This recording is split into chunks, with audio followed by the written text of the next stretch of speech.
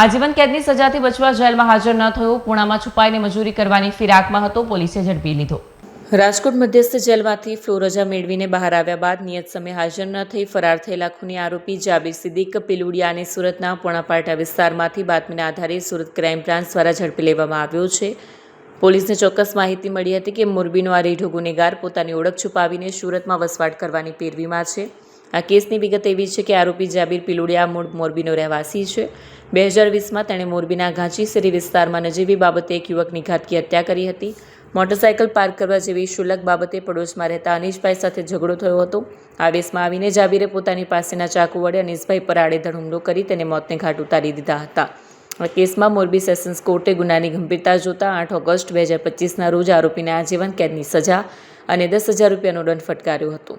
રાજકોટ મધ્યસ્થ જેલમાં સજા કાપી રહેલા જાબીરે જેલના નિયમો મુજબ 12 જાન્યુઆરી 2026ના રોજ 14 દિવસની ફ્લો રજા મેળવી હતી। રજા પૂર્ણ થતાં તેણે 24 જાન્યુઆરી સુધીમાં જેલ સત્તાધીશો સમક્ષ હાજર થવાનું હતું, પરંતુ ગુનાહિત માનસ ધરાવતા જાબીરે ફરીથી મુક્ત હવામાં ફરવાના ઈરાદે જેલમાં હાજર થવાનું ટાળ્યું અને ફરાર થયો હતો।